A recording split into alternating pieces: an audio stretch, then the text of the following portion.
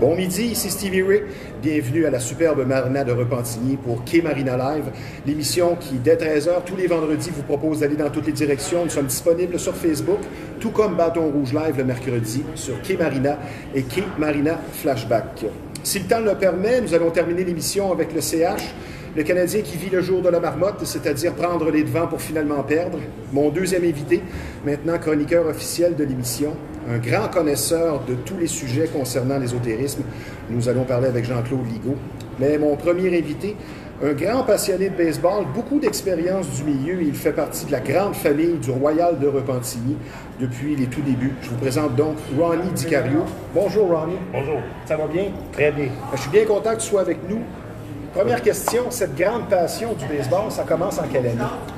Au début des années 70, je dirais 72, 73. Mon petit frère voulait jouer au baseball, il était à Don. Et puis, il n'y avait pas d'entraîneur. Okay. Parce que je pense que j'avais 13 ans ou 14 ans. Okay. Et puis, j'ai décidé de m'impliquer pour aider mon frère comme son coach. Puis, j'ai évolué là-dedans depuis ce temps-là. Pourquoi pas le hockey? J'ai coaché au hockey aussi. Mais je suis plus connaissant au niveau technique en baseball qu'en hockey. OK. Fait que même au milieu des années 70, avec Richard Raymond, Jean Paré, Jean-Claude Bois, on était les premiers entraîneurs au Québec à aller passer des fins de semaine à Potsdam aux États-Unis, OK. Dans l'État de New York, où on avait des camps de baseball? Non, c'était des écoles de baseball qui étaient données par des entraîneurs universitaires américains. OK. On a cherché beaucoup d'informations au niveau technique. Ouais. On était comme des précurseurs au Québec au niveau de la information technique. privilégiée parce que les connaissances du baseball étaient moindres dans ces années-là. C'est ça, il n'y avait pas vraiment de connaissances. Puis c'est là qu'on a commencé, moi en 77, 76, avec Léonard Pellan à l'époque. Ça te rajeunit pas, ça, Ronnie? Non, j'ai fondé avec Léonard l'Association des entraîneurs de baseball Québec. Okay. Si on faisait maintenant un historique du Royal, avec lequel tu es impliqué depuis 30 ans, je crois, cette année. Bien, impliqué, j'ai pris un certain recul à un moment donné. Mais maintenant, tu feras partie de l'équipe d'entraîneurs. Exactement. Qu'est-ce qui s'est passé, je crois, en 1990? En 1990, j'ai acheté Rosemont. OK. Il était au baseball junior. Les Indiens de Rosemont. Puis Rosemont a toujours été une pépinière de joueurs dans les années 70, 80, 90. Au hockey aussi. Au hockey aussi. Et puis, pour une raison que j'ignore, dans les années, au début des années 90, le baseball a tombé énormément à Rosemont. Puis la relève n'était pas là. Okay. On avait une très mauvaise équipe. J'ai acheté Rosemont avec l'intention de le transférer dans la Naudière. Okay. Parce que dans la Naudière, il y avait une bonne pépinière de joueurs, puis pas d'équipe junior élite. C'est ça, c'est un non-sens. C'est ça. J'ai commencé à négocier avec la ville de Repentigny, c'était très facile. Et puis, dès 91, on a transféré la franchise à Repentigny. Mais j'aimerais te montrer une anecdote, par exemple. Oui, vas-y. La journée qu'on a signé officiellement avec la ville, moi, je demeurais à Laval à ce moment-là, je m'en venais à 640, je m'en venais à Repentigny. Et puis, il y avait beaucoup d'autos de patrouille de la Sûreté du Québec qui allaient dans l'autre sens, parce que c'était pendant la crise d'Oka. Aïe, aïe. Et puis, lorsque je me suis assis avec la ville de Repentigny pour qu'on a finalisé l'entente, le maire m'a demandé, en passant, c'est quoi le nom de l'équipe? Ben, c'est les Indiens de Rosemont, on les appelait les Indiens de Repentigny. Aïe, aïe. Oh, ça n'a pas passé. Non, dans le contexte actuel qu'il y avait à ce moment-là, ça n'a pas passé. Puis là, il faudrait changer de nom. Mais là, je veux bien changer de nom, mais là, tous mes costumes sont faits. C'est fait, moi, là. Et c'est là que la ville a décidé de me commanditer un nouveau set de costumes complet pour qu'on change de nom. C'est bien. Le Royal, c'est très beau. Ouais. Et toi, tu es loyal au Royal. Ah, exactement. C'est quoi ta plus grande fierté dans toutes tes fonctions que tu as accomplies, dans toutes les choses que tu as fait dans le baseball? Ça serait quoi ta plus grande fierté? Moi, je pense que c'est le transfert du Royal de Repentigny. La création de cette équipe-là. Il y avait beaucoup de sceptiques autour? Je ne crois pas qu'il y ait sceptiques, parce que c'est évident que la Naudière était une pépinière de bons joueurs. Ouais. Je pense pas qu'il y avait de sceptiques, mais comme toute nouvelle franchise. Oui. C'est quoi la plus belle rencontre que tu as faite? Après Roger Brulotte, qui va peut-être écouter ça, mais c'est quoi la plus belle rencontre que tu as faite qui reste dans ta mémoire à jamais concernant le baseball? Exemple, tu me dirais, j'ai rencontré Pete Rose. Ben, j'ai effectivement rencontré Pete Ah Rose. oui? Ah oui? Effectivement. À l'autodrome? Non, pas du tout, à Cincinnati. Aux courses aux chevaux? À Cincinnati, en 1975, Ah ouais? je coachais une équipe à Immaculée Conception, on était ambassadeur pour l'entente des Jeux Olympiques de 1976. OK. Et on a fait une tournée de plusieurs villes américaines. Puis, dont Cincinnati, on a joué des parties à Cincinnati. Et on était reçus un soir par Pete Rose à son restaurant à Cincinnati. Ouais. Donc, tu as discuté un petit peu avec lui. Oui, oui. Le plus grand joueur de baseball à ne pas être reconnu. Si je peux me permettre. Oui. C'est un vil personnage. Ah oui, tu as trouvé qu'il n'y avait pas des bonnes manières? Absolument pas. Ben, il a beaucoup changé. Il y a eu quelques leçons de vie. On le voit fréquemment sur le net, sur le web, qui parle de ses confrontations légendaires avec certains lanceurs, aussi du fait qu'il n'a pas été pardonné.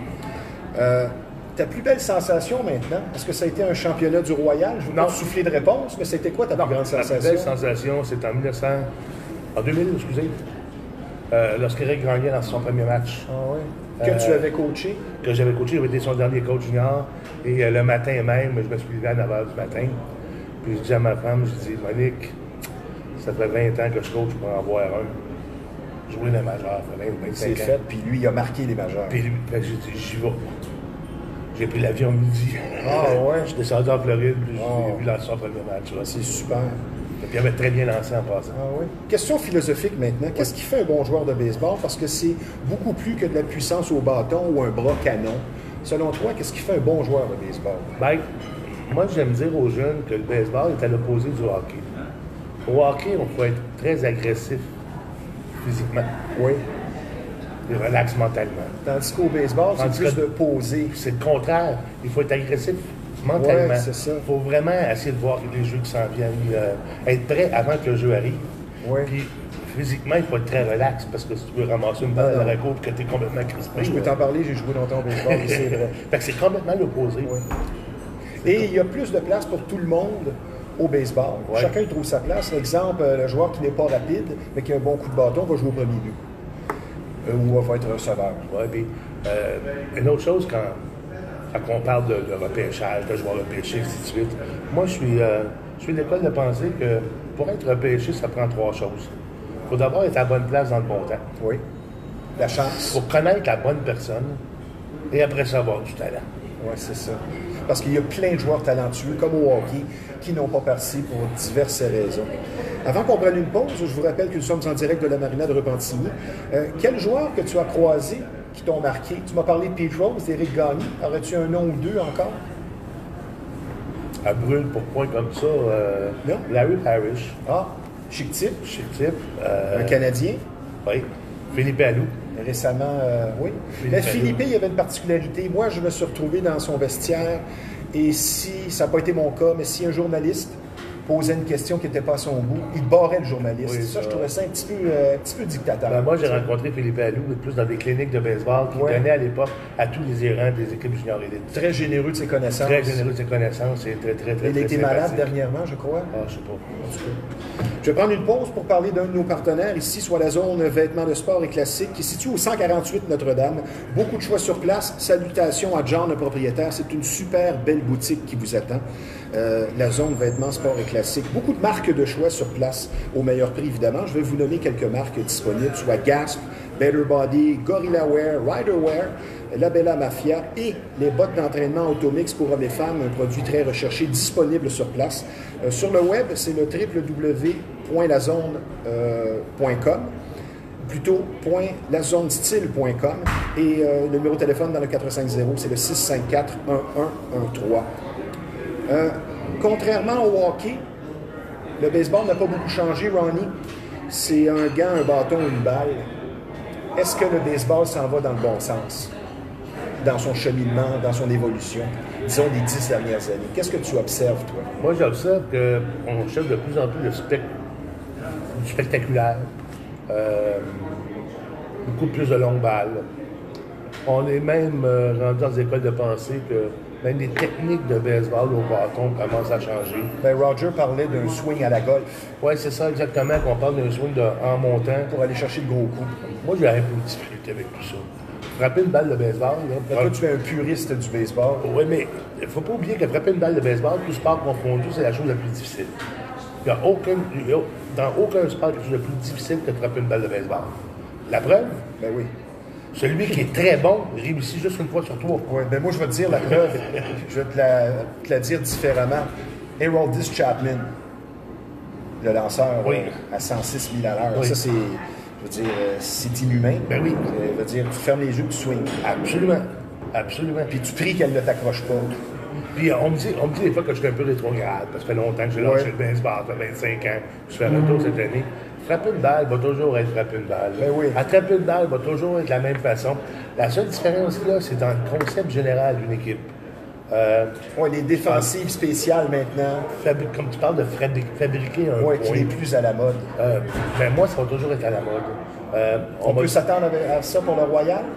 Dans l'école de pensée? Oui, on va s'attendre. Le Royal va être un club de frappeurs de circuit? Ben, on ne sait pas encore. On a beaucoup de jeunes. Puis, mais dans la mentalité? On va peut-être encore fabriquer des points dans la mentalité de tout faire pour gagner un match. La job des entraîneurs, dès qu'un gars est au premier but, c'est de le faire ramasser au deuxième, c'est pour le deuxième, de le faire ramasser au troisième. C'est ça. Dernière question avant la période de questions rafales, c'est à peu près du vrai ou faux. Crois-tu au retour des expos? Moi, je vais te donner ma réponse. Je n'y crois pas vraiment parce que maintenant, un club des majeurs avec un stade, c'est 1,5 milliard, pas loin. Qu'est-ce que tu me dirais là-dessus, le retour des expos? Moi, je pense que ça va se faire plus rapidement qu'on pense. Ah oui, pour quelle raison? Le partenariat avec Tampa Bay, moi, je pense que c'est de la poudre aux yeux. Ce qu'ils veulent faire, c'est venir tester le marché de Montréal, carrément. Puis là, si on s'apercevoir qu'on est une ville de baseball, le transfert va se faire assez rapidement. Puis, si je peux juste dire une chose, pourquoi les expos sont partis, moi, j'ai une opinion qui est un petit peu personnelle là-dessus. Je me souviens des années 67, à la première expansion de la Ligue nationale au hockey. À Saint-Louis, lorsqu'on voyait des matchs à Saint-Louis, lorsqu'il y avait un arrêt de jeu pour un hors-jeu, l'annonceur maison décrivait pourquoi il y avait un arrêt de jeu. OK. Pour expliquer aux gens les règlements. Expliquer aux gens la game, comment elle joue. OK. Ici, le baseball au Québec, ça n'a jamais été notre sport national. C'est un sport qui est très complexe. Ça s'en venait bien. C'est un jeu d'échecs entre deux entraîneurs. Et les expos n'ont jamais trouvé un moyen d'intéresser sa clientèle sur la complexité de ce jeu-là. Oui, c'est ça. Et si on avait pour acquis. Si on avait juste eu une genre de promotion avec... c'est pas fou, qu'est-ce que tu dis? Les gens arrivent, on leur donne des écouteurs, puis il y a quelqu'un qui commente le match en disant c'est quoi les stratégies possibles? Vas-tu jouer les 10 runs? Vas-tu jouer le... D'enseigner, puis de montrer aux gens... J'aime ça, ce que tu dis. Ça n'a jamais été fait. J'entendais du monde, il est chanceux, il a frappé la balle au deuxième but, mais le deuxième but, c'est allé pour le vol de but. Une chance que c'est allé. Mais non, il vient de réussir à être un parfait. Ben oui. C'est un beau jeu qui s'est passé. Mais le monde ne le sait pas. Ben, on voit que tu connais le baseball, mon Ronnie, parce que c'est une remarque pertinente. Maintenant, pour terminer, on va y aller rapidement. Le temps nous passe. Les questions rafales. Le meilleur lanceur de tous les temps. Difficile à répondre, mais je veux une réponse. Sandy Koufax. Sandy Koufax, la même réponse que Roger. Ah bon? Babe Ruth ou Ty Cobb? Tu te montes un club? Babe Ruth. Babe Ruth. Es-tu plus un Red Sox ou un Yankee? Je déteste les Yankees. OK. Ça, c'est pas fin pour moi avec mon cycle. Ben non. C'est correct, mon Ronnie. J'aime pas quand on achète des championnats. OK, ben les Red Sox font pareil. Ouais, mais ça a été c'est rendu ça. Ça a été plus tard. C'est ça. J'aime ton honnêteté. Qu'est-ce qui est le plus spectaculaire? Un circuit, un vol de but ou un jeu forcé au marbre? Ben, le jeu forcé au marbre, c'est plus comme avant, là. Mais... Un vol de but. Un vol de but, d'accord avec toi. Le meilleur joueur de baseball de tous les temps? Wow! Ben, je pense qu'on peut dire Babe Ruth. Il était tellement polyvalent. C'est lui qui a le plus marqué le baseball, parce qu'encore aujourd'hui... Il a sauvé le baseball carrément. Presque 100 ans plus tard, on parle encore de lui. C'est ça. Ton joueur préféré de tous les temps? Tu n'as pas le droit de dire Gary Carter. Ton joueur favori de tous les temps? Tu n'as pas le droit de dire Gary Carter. Steve Rogers. Ah, j'aime ça. Est-ce qu'un bon lanceur, c'est une question de puissance ou de répertoire? De spotter, de placer ses tirs où il veut. OK. D'être précis, le contrôle. Reverra-t-on encore des carrières à la Nolan Ryan qui s'étalent sur 28 ans? Je ne crois pas. Non? À cause de l'argent? Non. À cause de tous les facteurs qui nous entourent maintenant, l'alimentation et tout ça. Je pense pas que quelqu'un peut être en meilleure forme physique qu'il était dans ces temps-là. Y a-t-il trop d'argent dans le sport? Beaucoup trop. OK. Es-tu d'accord avec le contrat? La réponse, ça va être non. Le contrat de Bryce Harper, qui a mis beaucoup de pression sur l'athlète. On l'a vu dans ses performances. La question est... T'es-tu d'accord avec ce contrat-là de fou? Non. Non? OK. Dans le scandale qui vise les Astros, est-ce qu'on se dit c'est la vie, on continue, on est prêt à tout pour gagner, ou c'est condamnable et ce n'est que la pointe de l'iceberg? Ce qui est condamnable, c'est de le prendre d'une façon électronique, de mettre une caméra dans le champ. Ça, j'aime ça, qu'est-ce que tu dis? Si il y a des gens alentour de l'équipe qui sont assez développés pour aller voler les signaux, mais en les regardant, oui. Sans se servir de l'électronique, c'est ça. J'ai aucun problème ça a toujours été. Ça, j'ai aucun problème avec ça. Avec des longues vues, disons. Ça, j'ai aucun problème avec ça. Ouais. Pogner les signaux du coach au troisième, j'ai aucun problème quand tu es avec rendu ça. que tu ne veux pas faire des high five parce que tu as quelque chose sur toi là, de plugger là, au CL Touvé, on le voit dans la séquence quand il frappe le circuit contre Aroldis Chapman. Il arrive au marbre, fait gagner son équipe, puis il fait signe à tout le monde de ne pas déchirer sa chemise parce qu'il triche. Il y a un appareil électronique sur lui. Ah, je ne savais pas ça. Ben, tu peux voir ça sur le web. Ronnie, je te remercie de cette présence qui est, selon moi, une première et il y en aura d'autres parce que sûrement que le Royal de Repentigny va être impliqué dans l'émission, on le souhaite. Je te souhaite une belle continuité de carrière dans le baseball. Merci d'avoir Très gentil, Ronnie. Ça me fait plaisir. Merci, bonjour. Je vous rappelle que le bâton rouge de la Chenet, c'est l'endroit imbattable. Tu peux y aller, Ronnie, parce que je sais que tu es occupé. Gêne-toi pas. On va travailler. OK, parfait. Je vous rappelle que le bâton rouge de la Chenet, c'est un endroit incomparable quand on parle de bons repas. L'atmosphère est chaleureuse. Rien de mieux qu'un délicieux steak. Mais n'oubliez pas, le menu est complet. Il n'y a pas que la viande rouge au bâton rouge de la Chenet. L'adresse, c'est le 1400 rue Yves Blais à Terrebonne. Et pour des réservations, c'est le 581 1888. Je vous rappelle que le Bâton Rouge, Steakhouse et Bar, va présenter sa 3e saison pour les nouveaux-nés, sa 3e soirée plutôt, on parlait de sport, au profit de la pédiatrie, soit lundi le 30 mars, et le cocktail est à 17h, le souper à 18h.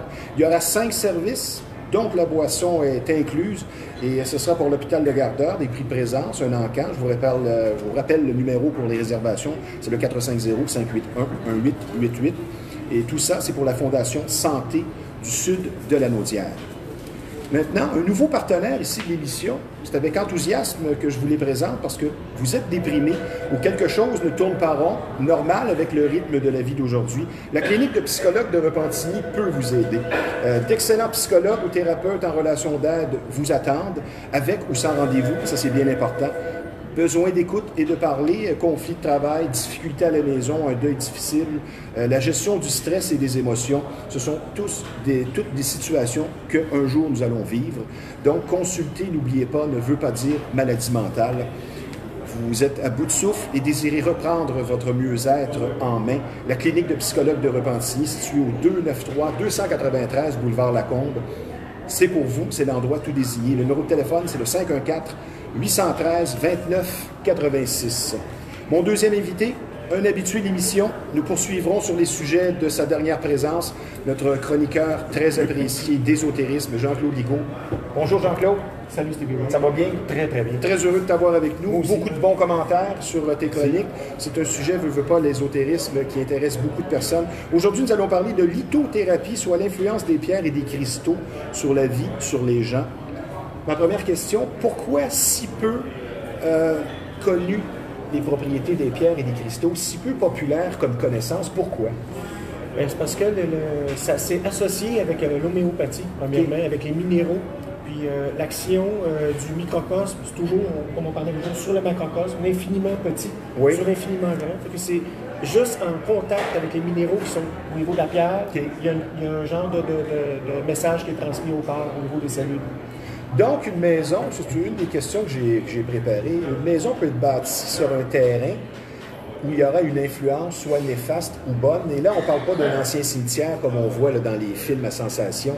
Mais ta maison peut être bâtie, ça serait pratiquement bon de faire une analyse, pas juste pour les glissements de terrain, mais sur un terrain aussi avec les passages telluriques. Qu'est-ce que tu me dirais là-dessus? Oui, c'est très important. C'est pris en considération beaucoup en Europe. Il y a beaucoup de gens qui travaillent avec justement les champs électromagnétiques. Parce que c'est souvent les courants qui peuvent être néfastes.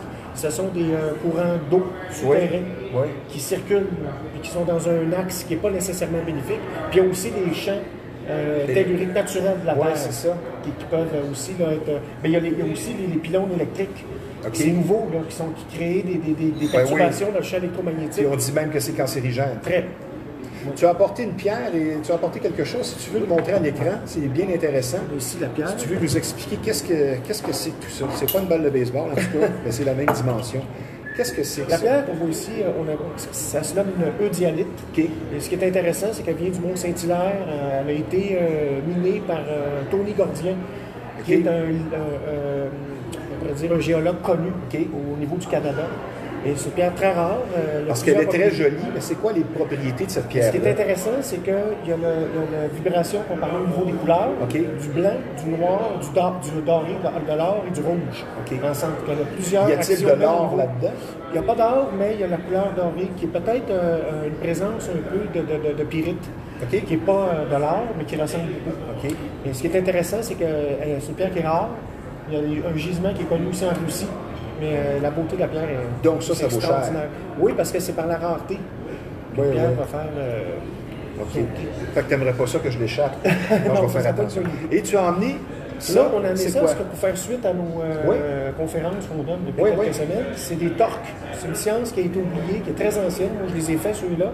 Puis ça augmente le champ électromagnétique autour de la personne qui les tient. On peut faire un test.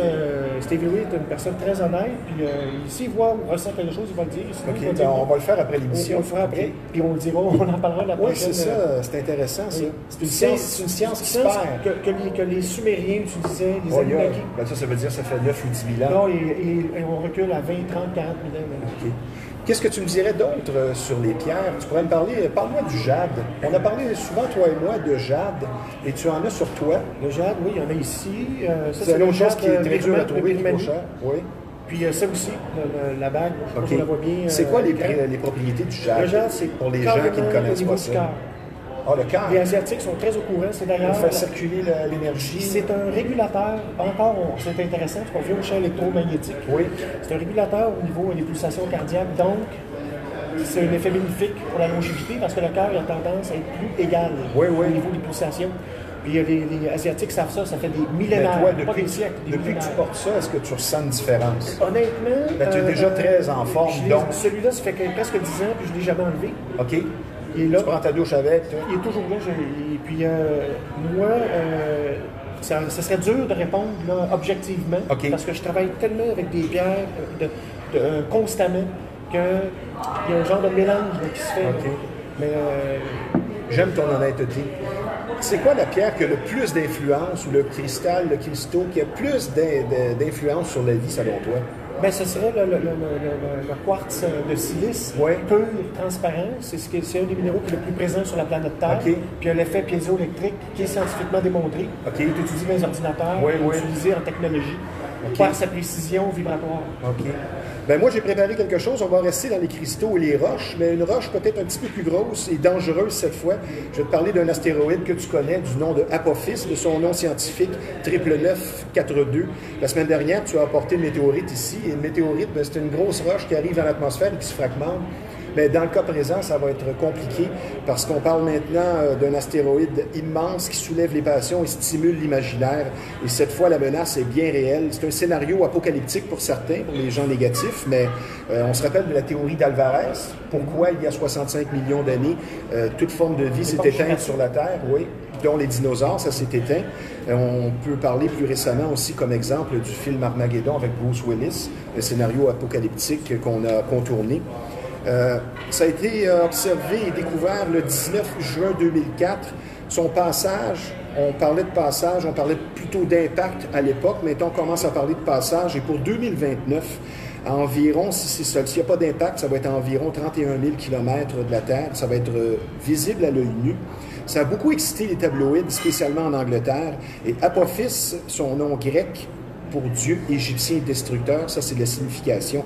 Et la taille d'Apophis, c'est 370 mètres, découvert par 3 scientifiques du nom de Tucker, Tolan et Bernardi de l'Université de Hawaï et financé par la NASA, comme d'habitude. As-tu dit une parenthèse intéressante qu'on va dire ici, que certains auditeurs doivent être au courant? C'est que la NASA a fort probablement la technologie pour détruire un astéroïde qui pourrait menacer la Terre plus loin, c'est ça. Dans des programmes encore secrets parce que c'est relié avec l'armée, les programmes de protection au niveau là, du pays. On parle d'aller sur l'astéroïde tout simplement pour faire des découvertes, même s'il n'y aurait Absolument. pas de danger. Ils peuvent le détruire, je pense, avec la technologie d'aujourd'hui, avec une ogive nucléaire. Là, Oui, si c'est ça. elle se dirigerait sur le... Il y a sûrement des programmes déjà prêts pour ça, secrets. Là. Ah, oui. Ça a été observé depuis l'Arizona. Initialement, l'impact prévu était pour le 13 avril 2029 et les premiers calculs donnaient des possibilités d'impact à 2,7 %. C'est quand même beaucoup. C'est un astéroïde de 27 millions de tonnes, dont la composition, initialement, on pensait que c'était du métal, donc très dense. Mais maintenant, on a observé différemment, de plus près, et on parle plutôt de chondrite rocheuse. Ça dit quelque chose, c'est sûr. Et l'angle d'impact donnerait un résultat des dizaines de fois comme Hiroshima en 1945, avec 1200 mégatonnes d'énergie cinétique. C'est catastrophique. Ben, ça serait laid. Ça chute dans l'océan, c'est pas mieux. C'est guère plus réjouissant parce qu'on parle de tsunami avec des vagues hautes de 500 pieds qui déferlent à 100 km/h. Mais heureusement, dernièrement, l'évaluation est plus précise et l'accumulation de nouvelles données donne peut-être un résultat plus réjouissant. On parle aussi de encore 2036 ou 2068 où Apophis se rapprochera de la Terre. Donc, 99942 Apophis, il y a un soulagement, mais peut-être une mission en destination de ce météorite pour, justement, comme on disait tantôt, pour aller observer de plus près, pour apprendre beaucoup sur la structure interne et comment détourner un astéroïde dans le futur. Il faudra être prêt. Parce que c'est pas un scénario si loufoque que ça. Je pense que le problème que la NASA a avec un astéroïde de cette envergure-là, c'est que oui. c'est un astre errant. Donc, ils n'ont pas de comparables comme Mars, Vénus, Saturne, Jupiter, Uranus, qui sont dans une orbite héliocentrique au niveau du Soleil, puis qui prennent une trajectoire toujours similaire. Okay. Les astéroïdes comme ça, des fois, ont une trajectoire qui est indéterminée. C'est ça que les dates changent, puis On va revenir au Feng Shui pour comme conclure. On a fait 2 chroniques jusqu'ici, le Feng Shui. Moi, j'aimerais parler... Tu as parlé du champ électromagnétique. Et on parle dans le Feng Shui que le champ électromagnétique, justement, perturbe le bien-être, autant physique qu'émotionnel. Et loin des cellulaires, il faut se tenir des ordinateurs portables, surtout quand on fait dodo. Semble-t-il que c'est là qu'on est plus à risque. Et se tenir loin spécialement, comme je vous le dis, durant le sommeil, des radios-réveils, des téléviseurs, les radios près du lit, ça, c'est pas bon. Qu'est-ce que tu me dirais là-dessus? Encore une fois, c'est pertinent. Le champ électromagnétique, surtout quand la personne est en phase de sommeil, oui. Là, on rentre encore peut-être dans des sens un peu occultes, oui. Encore la métaphysique. Il y a plusieurs corps. Il y a des corps qui se détachent du corps physique dans le sommeil profond. Le corps éthérique. Et le corps éthérique. Et le corps éthérique qui dit l'éther est plus sensible au champ électromagnétique.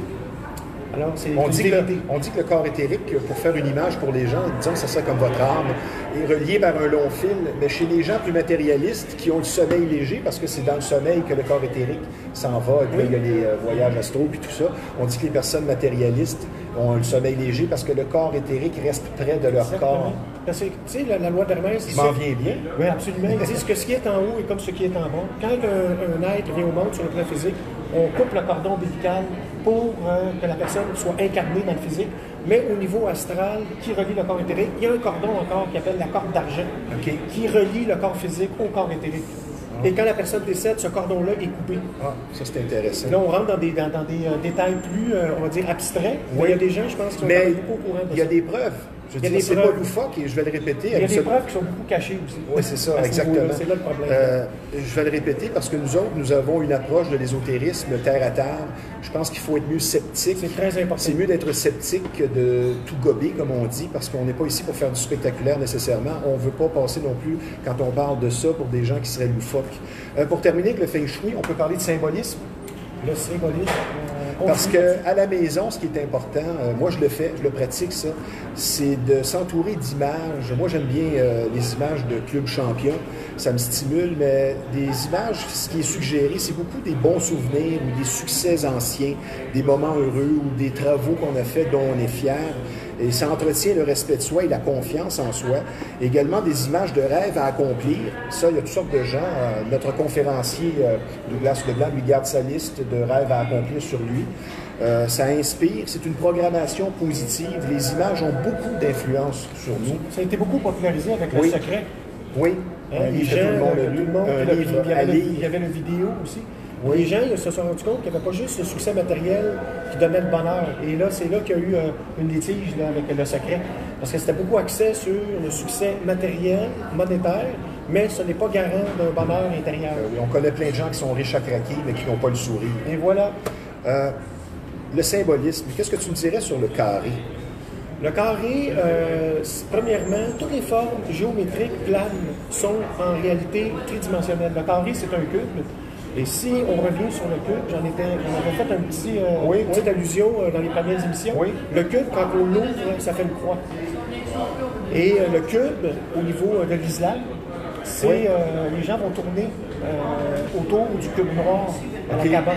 Le cube, il est beaucoup relié à la religion et à la philosophie, on va dire métaphysique, au niveau des humains. Donc le cube peut représenter énormément la Terre. Maintenant, le cercle. Le cercle, ben, c'est une sphère. De par sa forme qui est géométriquement féminine. Parce que le cercle, des fois, c'est controversé, ça veut dire toutes sortes de choses. Ah, c'est sûr. Toi, c'est quoi? Le cercle, si on le prend au niveau de Pythagore, dans les formes géométriques sacrées, le cercle, lui, est à part parce qu'il n'y a pas d'angle. Pythagore, un mathématicien célèbre. Ah oui, avec le nombre pi, puis Mais le cercle n'a pas de fin. Exact, aussi. Mais le cercle, on revient encore à tantôt, en réalité, on est dans un monde tridimensionnel, c'est une sphère. OK. C'est là qu'il faut faire attention. Quand on regarde le cercle, en réalité, au niveau de la réalité, c'est une sphère. Il n'y a pas de cercle dans la nature au niveau bidimensionnel, c'est des sphères. C'est des cubes. Les cubes, c'est au niveau de la géométrie, justement, des minéraux. La structure moléculaire au niveau des minéraux va souvent être cubique. Ils vont appeler la structure cubique quand on grossit. C'est intéressant. Mon Dieu, tu es intelligent, Jean-Claude. Ça fait plaisir. Tu dois l'être encore plus, tu comprends tout ce que je dis. Le triangle, maintenant, pour terminer après avec les pyramides. Le triangle, encore une fois, représente le tétraèdre au niveau tridimensionnel. Et le triangle représente la Trinité, qui est le Père, le Fils et le Saint-Esprit. Évidemment. Au niveau des 3 points. Oui. Tu as visité les pyramides d'Égypte. Oui. Tu as ressenti toutes sortes de choses. Absolument. Parce qu'on a parlé des endroits qui dégageaient. J'ai parlé d'une maison hantée que j'avais habitée. Qu'est-ce que tu me dirais sur les pyramides de ton expérience là-bas, qui t'a marqué, je crois? Ce qui m'a marqué, on a eu la chance d'aller dans la pyramide de Khéops, qui est la majeure, parce qu'il y a Képhren et Mykérinos. C'est ça. Et le Sphinx, évidemment. 2 600 000 pierres qui vont entre 10 000 et 40 000 livres chaque. C'est extraordinaire. Mais ça a été quoi ta sensation quand tu es rentré? Parce qu'on a eu la chance de rester un bon 40 minutes, je dirais, dans la chambre des rois. Où est-ce qu'il y a un genre de cercueil, mais dans le fond, qui n'est pas un cercueil, parce qu'il n'a pas trouvé de momie. Oui. Et c'était un genre on pourrait dire, de cuve d'initiation. OK. La personne était installée comme là. Comme un baptême? Elle était installée là 3 jours et demi, ce qu'il appelait la petite mort dans la tradition ésotérique et au niveau de la franc-maçonnerie. Mais il installait un couvercle dessus. Que si la personne paniquait, elle ne passait pas l'initiation, puis elle mourait parce qu'elle s'auto-asphyxiait. Parce qu'elle consommait trop d'oxygène pour le volume qu'elle pouvait prendre. OK. C'est intéressant. Mais le couvercle a été volé. Donc, il n'y a seulement que le cube qui est là. Le couvercle qui était en or? Non, mais c'est au niveau peut-être des symboles qui avaient gravé dessus. Oui, c'est ça. Beaucoup de connaissances. C'est un granit qui est utilisé au niveau de la chambre des rois. J'ai eu la chance de rester couché une demi-heure à l'intérieur. Ah oui? Les vibrations étaient... On revient encore au champ électromagnétique. Oui, c'était très, très spécial. Ah, ben c'est le fun. Alors, regarde, on n'a pas assez de temps. On avait emmené des livres. Apporter des livres, mais on va se reprendre très bientôt. Merci de cette chronique, toujours très intéressant, Jean-Claude. Très apprécié, très bon commentaire des gens. Les gens aiment bien tes chroniques. Tu es très gentil. Je te souhaite une belle journée. Merci, Jean-Claude. Maintenant, je vais vous parler de fiabilité et d'expertise parce que c'est ce qu'on retrouve aux habitations Douglas Leblanc. Vous le savez, quand on parle de main-d'œuvre de construction, c'est de plus en plus dur à trouver de la bonne main-d'œuvre de construction. Et la spécialité des habitations Douglas Leblanc, eh bien, c'est la location de main-d'œuvre de construction, que ce soit une journée, une semaine, un mois ou à l'année. Douglas Leblanc, satisfaction garantie, c'est votre homme, commercial ou autre. Le numéro de téléphone dans le 514, c'est le 996-0532, les habitations Douglas Leblanc. Maintenant, vous aimez les vieux systèmes de son, vintage, comme on dit, mais vous ne savez pas où aller. Pour faire un retour dans le temps, vous allez être en 1988 ou en 1995 quand vous entrez dans l'endroit et vous allez être reçu avec beaucoup de courtoisie et de professionnalisme par le propriétaire Reynaldo. Je vous parle du centre de liquidation audio usagé. On aime bien dire vintage. Tout est propre sur place. Beaucoup d'équipements, beaucoup de qualité, que ce soit pour du résidentiel, commercial. Vous ouvrez un bar, un restaurant, une boutique, c'est l'endroit qui va vous surprendre. Pas dur à trouver, c'est dans le complexe de la Marina, au 358 Notre-Dame. Et il y a des réparations qui sont faites sur place. Système de disco mobile, le numéro de téléphone dans le 450, c'est le 654-68-49. Maintenant, On ne va pas passer beaucoup de temps à parler du Canadien cette semaine parce que hier, c'était le jour de la marmotte. Et répondre aux questions dans le vestiaire après un match du Canadien pour les joueurs et pour l'entraîneur, ça commence à être pénible. On voit que les résultats suite aux échanges de mardi ne sont pas très intéressants, peu probants. Mardi, on mène 2-0, on perd contre Vancouver. Beaucoup de mécontentement de la part des partisans. Et hier, je vous le dis encore, c'est le jour de la marmotte contre les Rangers.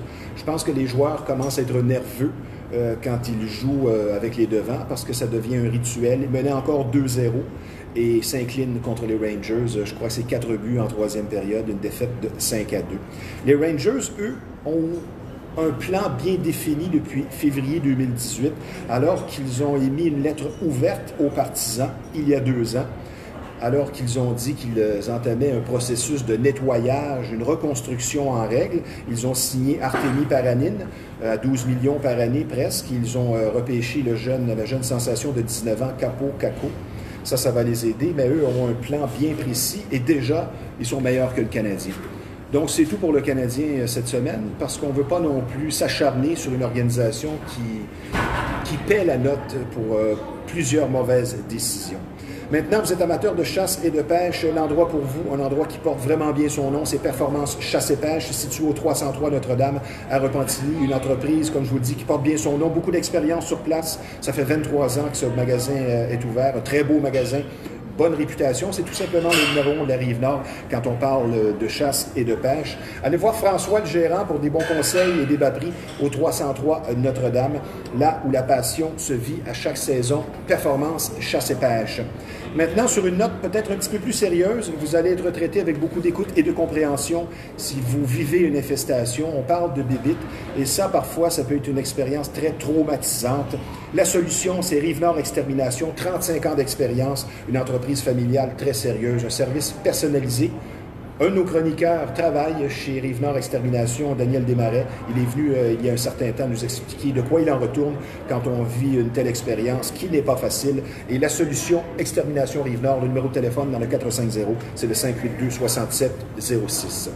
Pour terminer, je vous parle de la Marina, d'où nous sommes présentement en direct. Oui, tout le monde connaît la Marina, l'ambiance pour se détendre, pour avoir du plaisir, c'est numéro 1, l'excellent restaurant. Mais n'oubliez pas que c'est surtout la musique qui démarque la Marina des autres endroits. Vous avez DJ Mike et The Doctor dès 22h le vendredi et le samedi sur place qui vous attendent pied ferme. Je vous rappelle que la Marina, c'est la dernière des grandes discothèques, la dernière avec un si vaste plancher de danse qui peut accueillir beaucoup de gens.